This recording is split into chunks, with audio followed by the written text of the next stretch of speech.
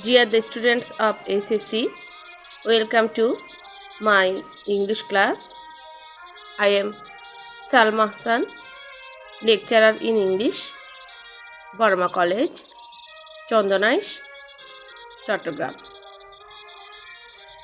Today, I want to take a class about Unit 1, Lesson 2, The Unforgettable History.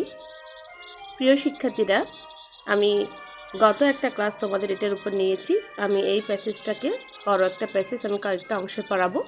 আজকে আমি part 2 অংশ নিয়ে তোমাদের সাথে আলোচনা করতে চাচ্ছি। মূলত এই প্যাসেজটা আমাদের যে 1971 সালের পটভূমির উপরেই 7ই মার্চে আমাদের জাতির জনক, আমাদের মহান নেতা বঙ্গবন্ধু শেখ মুজিবুর রহমান যে ভাষণটা দিয়েছিলেন, সেই ভাষণের আদলেই মূলত এই প্যাসেজটি, এবং এখানে পুরো প্যাসেজটাই আসলে ওই ভাষণটার একটা ইংরেজি অনুবাদ। এই প্যাসেজটার কিছু হিস্টোরিক্যাল ব্যাকগ্রাউন্ড আমি আসলে গত ক্লাসেও আলোচনা করেছিলাম। গত ক্লাসে আমি বলেছি প্যাসেজটাকে মূলত এই ভাষণটাকে আমরা দুইটা অংশে ভাগ করা যায়। এখানে প্রথম অংশটা নিয়ে একটু আলোচনা করেছিলাম। দ্বিতীয় অংশে মূলত প্রতিক্ষেত্রে শাসকদের বিরোধিতা করার যে নির্দেশনা এবং ঘোষণা এসেছে তার পর্যায়ক্রমে স্বাধীনতার দিকে এই বাঙালি জাতিকে যে ধাবিত করেছে তা বর্ণনা করেছে। পাকিস্তানি শাসনতন্ত্র আসলে 23 বছর ধরে এই ভূখণ্ডকে অনেক রক্তে রঞ্জিত করে ফেলেছিল। তারা আমাদেরকে রাজনৈতিকভাবে, অর্থনৈতিকভাবে, সাংস্কৃতিকভাবে এবং জাতীয় ও আন্তর্জাতিক সব প্রেক্ষাপট থেকে বঞ্চিত করে রেখেছিল। এমত অবস্থায় বাংলাদেশের অবিসংবাদিত নেতা বঙ্গবন্ধু শেখ মুজিবুর রহমান অনির্দিষ্টকালের জন্য ধর্মঘট ঘোষণা করলেন এবং পূর্ব পাকিস্তানের মানুষের জন্য তাদের হারানো অধিকার আদায়ের এটাই একমাত্র পন্থা ছিল। প্রধানমন্ত্রী হওয়ার তার বাসনা ছিল না, তিনি শুধু মানুষের অধিকার চেয়েছিলেন। এটা বিবেচনা করে তিনি মানুষকে তার নিজ নিজ জায়গা থেকে সব রকমভাবে প্রতিবাদ করার এই ভাষণে মূলত আহ্বান জানিয়েছেন। সরকারি কর্মকর্তা, কর্মচারী, ব্যাংকার এবং ব্যবসায়ীদেরকে নির্দেশ দিলেন পশ্চিম পাকিস্তান সরকারকে কোনোভাবেই সহযোগিতা না করতে। বলা হয়েছিল যে আওয়ামী লীগের নেতৃত্বে সংগ্রাম কমিটিগুলো গঠন করা হবে। সবশেষে বঙ্গবন্ধু এই সংগ্রামকে স্বাধীনতা সংগ্রাম বলেও আসলে উনি ঘোষণা দিয়েছিলেন। মূলত এই ভাষণটাই আসলে আমাদের পরবর্তীতে স্বাধীনতা সংগ্রামের জন্য আমাদেরকে বাঙালি জাতিকে অনেক বেশি ধাবিত করেছিলেন, এবং এই ভাষণের থেকে উজ্জীবিত হয়েই বাঙালি জাতি আমাদের এই বাংলাদেশের ভূখণ্ডটা আসলে পশ্চিম পাকিস্তানিদের হাত থেকে ছিনিয়ে আনতে পেরেছিল। তাহলে আমরা আর কথা না বাড়িয়ে আমরা আসলে মূল প্যাসেজটার দিকে চলে যাই। প্যাসেজটাতে কিছু লার্নিং আউটকাম আছে, অর্থাৎ এই প্যাসেজটা শেষ করে তোমরা যে জিনিসগুলো জানতে পারবে। To clear about the historical knowledge of Bangladesh, you able to read the passage with meaning, and সবার শেষে তোমরা এই প্যাসেজটার যেই flow chart, multiple choice question এবং কোয়েশ্চন আনসার আসে সেগুলো তোমরা আনসার করতে পারবে। তা প্যাসেজের কিছু ওয়ার্ড মিনিং আমি এখানে দিয়ে দিয়েছি।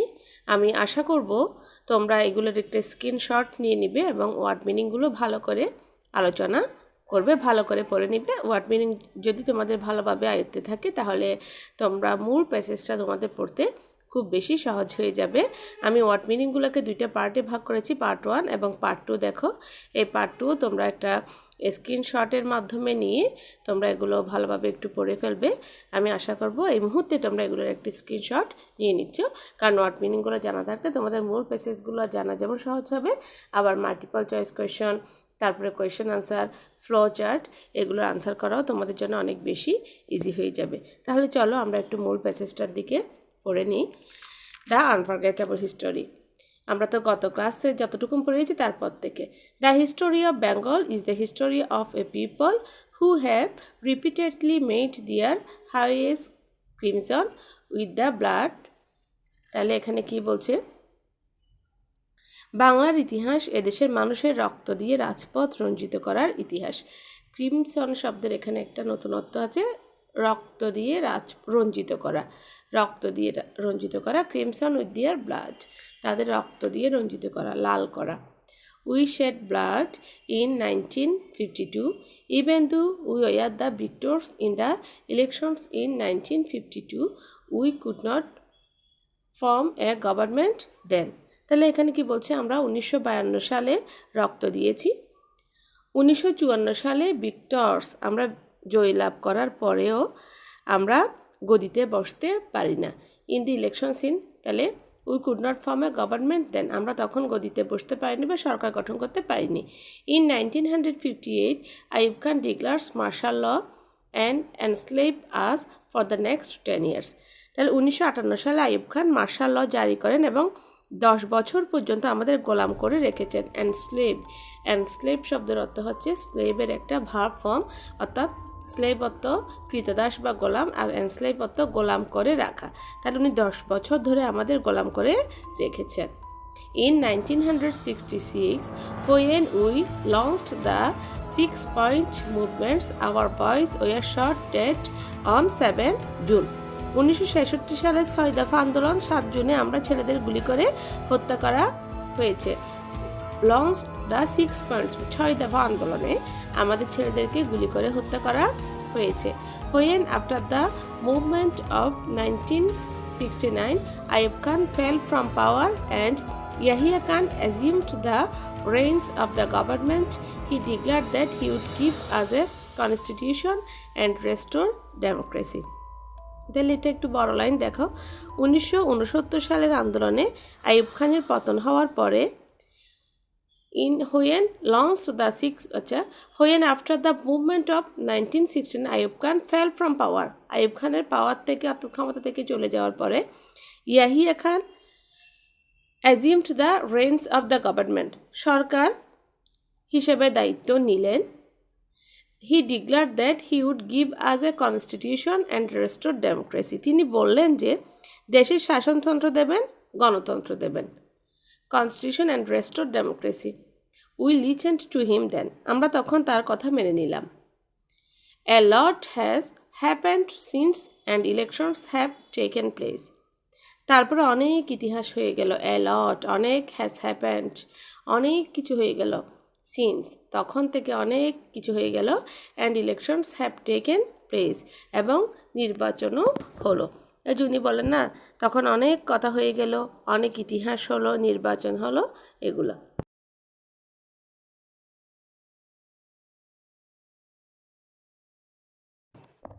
প্রিয় শিক্ষার্থীরা, এরপর দেখো, I have made President Yahya Khan.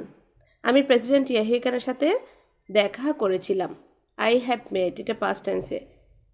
I have made a request to him not only on behalf of Bengal but also as the leader of the party when he has the majority in Pakistan. তাহলে আমি শুধু বাংলার নয়, not only দিয়ে কোনো sentence যদি শুরু হয় তখন আমাদেরকে এটা বাট অলসো দিয়ে শেষ করতে হয়, এটা আমরা সবাই জানি। এটা যখন আমরা কমপ্লিটিং সেন্টেন্স করবো এরকম কিছু সেন্টেন্স আমরা পাবো। তাহলে I have made a request to him not only on behalf of Bengal's, আমি তাকে শুধু বাংলার নয় পাকিস্তানের মেজরিটি পার্টির নেতা হিসেবে অনুরোধ করলাম। Leader of the party which has majority in Pakistan, I said to him, আমি তাকে বললাম, you must hold the session of the national assembly on 15 January.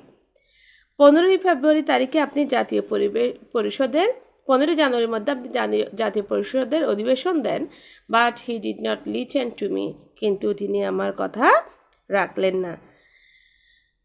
He listened to Mister Bhutto instead, তিনি আমার পরিবর্তে, ইনস্টিড শব্দের অর্থ পরিবর্তে, তিনি আমার পরিবর্তে ভুট্টু সাহেবের কথা রাখলেন। At first he said that the meeting would take place in the first week of March. তিনি বললেন প্রথম সপ্তাহে অর্থাৎ মার্চ মাসে মিটিং হবে। We said fine, we will be taking our seats in the assembly then. হ্যাঁ ঠিক আছে, তাহলে আমি বললাম আমরা অ্যাসেম্বলিতে বসবো। তখন আমরা বললাম যে আমরা অ্যাসেম্বলিতে বসবো। I said we will carry out our discussion in the assembly. তখন আমি বললাম আমরা অ্যাসেম্বলির মাধ্যমেই আমাদের আলোচনাটা চালিয়ে যাব। তাহলে এরপরে I went so far as to say that if anyone came up with an offer that was just. এমনকি আমি এই পর্যন্ত বললাম, I went so far as to say that, এমনকি আমি এই পর্যন্ত বললাম, anyone came up with an offer that was just, যদি কেউ ন্যায্য কথা বলে, even though we were in the majority we would agree to that offer. আমরা সংখ্যায় বেশি হলেও একজন যদিও সে হয় তার ন্যায্য কথা আমরা মেনে নেব। আবার দেখো, I went so far as to say that if anyone came up with an offer that was just, যদি কেউ ন্যায্য কথা নিয়ে আসে, even though we were in the majority, যদিও আমরা সংখ্যাগরিষ্ঠ, আমরা সংখ্যায় বেশি হলেও we would agree to that offer, আমরা তার কথা মেনে নেব। তাহলে এখানে পুরো সেন্টেন্সটার আমি যদি একবার বাংলা বলি, আমি প্রেসিডেন্ট ইয়াহিয়া খান সাহেবের সাথে দেখা করেছি। আমি শুধু বাংলার নয়, পাকিস্তানের মেজরিটি পার্টির নেতা হিসেবে তাকে অনুরোধ করলাম 15 ফেব্রুয়ারি তারিখে আপনি জাতীয় পরিষদের অধিবেশন দেন। তিনি আমার কথা রাখলেন না, তিনি রাখলেন ভুট্টো সাহেবের কথা। তিনি বললেন প্রথম সপ্তাহে মার্চ মাসে সভা হবে। আমি বললাম ঠিক আছে, আমরা অ্যাসেম্বলিতে বসবো। আমি বললাম অ্যাসেম্বলির মধ্যে আলোচনা করব। এমনকি আমি এই পর্যন্ত বললাম যদি কেউ ন্যায্য কথা বলে আমরা সংখ্যায় বেশি হলেও, এমনকি একজন যদিও সে হয় তার ন্যায্য কথা আমরা রাখবো। কি সুন্দর ওনার এই কথাগুলা। তাহলে আমরা আজকে এতটুকু পর্যন্ত পড়লাম। পরবর্তীতে আমরা এই লেসনের কিছু প্রশ্ন উত্তর আমি তোমাদের বাড়ির হোমওয়ার্কের জন্য দিয়ে দিচ্ছি, এবং এই প্রশ্নগুলা উত্তর তোমরা আমাকে করে ফেলবে, নিজ নিজ খাতায় করে ফেলবে, এবং আমাকে আমার মোবাইল নাম্বারে আমার ইনবক্সে তোমরা আমাকে এই প্রশ্নের উত্তরগুলো পাঠাবে, এবং আমি তোমাদেরকে চেক করে প্রশ্নের উত্তরগুলো যথাযথ সলিউশন আমি দিয়ে দিব। তাহলে দেখো প্রশ্নগুলো 1 নম্বরে কি দিয়েছি, which features of the speech do you appreciate most, why. তুমি ভাষাটির কোন দিকগুলো তুমি সবচেয়ে বেশি মূল্যায়ন করা। Do you appreciate most, appreciate শব্দের অর্থ হচ্ছে মূল্যায়ন করা, হোয়াই কেন। তাহলে ভাষণটির কোন দিকগুলো তুমি সবচেয়ে বেশি মূল্যায়ন করো এবং কেন। আমার নাম্বার 2 প্রশ্ন হচ্ছে দেখো, what are the 2 main parts of the speech. তাহলে এই ভাষণের প্রধান 2টি অংশ কি কি। আমি কিন্তু তোমাদের ব্যাকগ্রাউন্ড আলোচনাতে প্রধান 2টি অংশের কথাটা আমি বলে দিয়েছিলাম। আমার 3 নম্বর প্রশ্নটি দেখো, why does Bangabandhu say that the 23 years of our history with Pakistan is a history of repression and bloodshed। Repression শব্দের অর্থ হচ্ছে কি দমন এবং পীড়ন, তারপর ব্লাডশেড শব্দ হচ্ছে রক্তপাত। তাহলে বঙ্গবন্ধু কেন বলেছেন যে পাকিস্তানের সাথে আমাদের 23 বছরের ইতিহাস হলো দমন ও রক্তপাতের ইতিহাস। আশা করছি তোমরা এগুলোর আনসার জবাব দিতে পারবে। 4 নম্বর প্রশ্নটা দেখো, how do you differentiate between the struggle for freedom and the struggle for emancipation. তাহলে তুমি কিভাবে স্বাধীনতার সংগ্রাম ও মুক্তির সংগ্রামের মধ্যে পার্থক্য করবে। এমানসিপেশন অর্থ হচ্ছে মুক্তি।